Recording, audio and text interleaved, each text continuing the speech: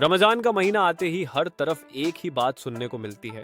यह सब्र का महीना है, त्याग का महीना है और गरीबों की भूख को महसूस करने का महीना है। कहा जाता है कि इंसान दिन भर भूखा रहकर अपने अंदर अनुशासन पैदा करता है और समझता है कि जिन लोगों के पास रोज खाना नहीं होता वे किस दर्द से गुजरते हैं। लेकिन अगर जमीन की सच्चाई देखी जाए, खासकर पाकिस्तान जैसे समाज में, तो कई बार तस्वीर बिल्कुल अलग दिखाई देती है। कई सवाल खड़े होते हैं। अगर ये महीना कम खाने का है तो लोग ज्यादा क्यों खाते हैं? अगर ये गरीबों की मदद का महीना है तो चीजें महंगी क्यों हो जाती हैं?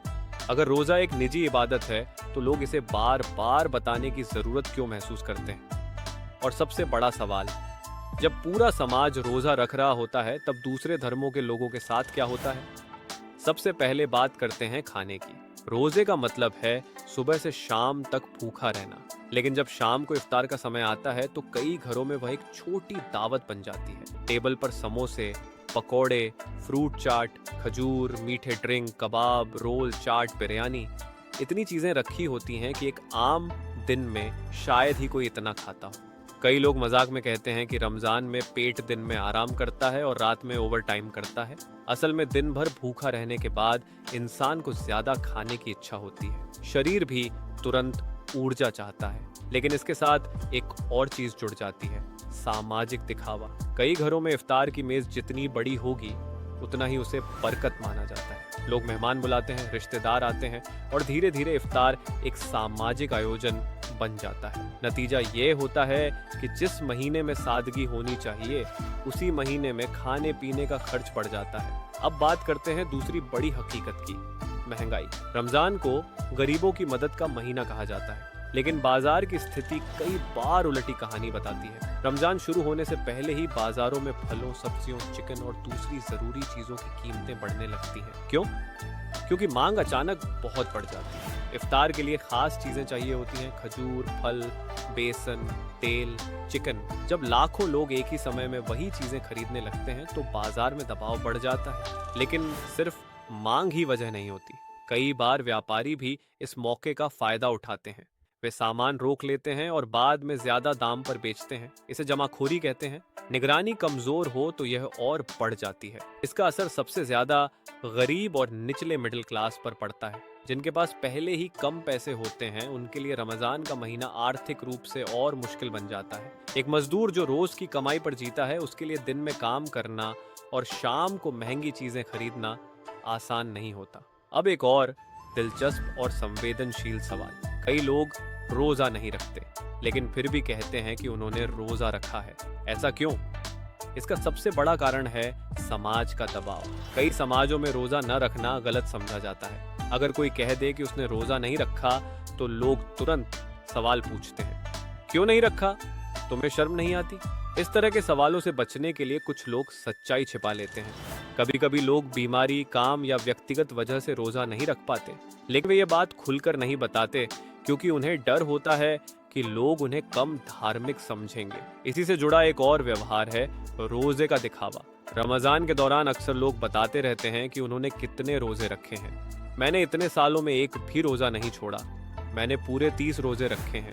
धार्मिक अभ्यास करना अच्छी बात है, लेकिन जब यह बात दूसरों को बताने और उनसे बेहतर दिखने के लिए कही जाने लगे तो उसका मतलब बदल जाता है। रोजा असल में इंसान और उसके भगवान के बीच की इबादत माना जाता है, लेकिन जब यह समाज में प्रतिष्ठा का हिस्सा बन जाता है तो कई बार इसकी सादगी खो जाती है। अब बात करते हैं उस पहलू की जिसके बारे में कम चर्चा होती है, अल्पसंख्यक धर्मों के लोग।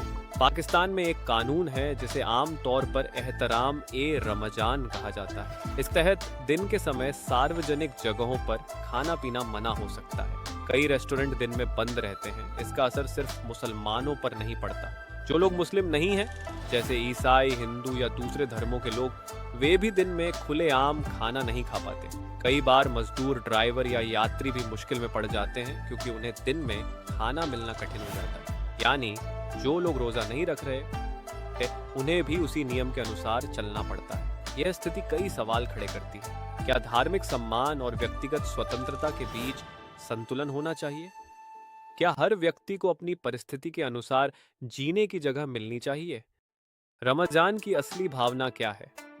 अगर गहराई से देखा जाए तो इसका मूल संदेश बहुत साफ है, सब्र, सादगी और दूसरों की मदद। लेकिन जब इसमें सामाजिक दबाव, दिखावा, महंगाई और प्रतिस्पर्धा जुड़ जाती है तो कई बार उसकी असली रूह पीछे छूट जाती है। तभी लोग ये सवाल पूछते हैं, अगर रमजान भूख को समझने का महीना है तो इफ्तार की मेजें इतनी भरी हुई क्यों होती हैं? अगर ये गरीबों की मदद का महीना है तो बाजार सबसे महंगा क्यों हो जाता है? अगर रोजा एक निजी इबादत है तो इसे लोगों को बताने की जरूरत क्यों पड़ती है? और अगर ये आध्यात्मिक अनुशासन का समय है तो समाज में इतना दबाव क्यों होता है?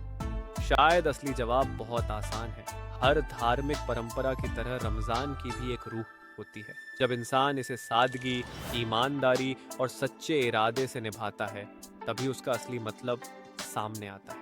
लेकिन जब इसमें दिखावा, लालच और सामाजिक दबाव शामिल हो जाते हैं तो धीरे धीरे उसका उद्देश्य बदलने लगता है। और शायद यही वह जगह है जहां समाज को खुद से एक ईमानदार सवाल पूछने की जरूरत है, क्या हम रमजान की असली भावना को समझ रहे हैं या सिर्फ उसकी रस्में निभा रहे हैं?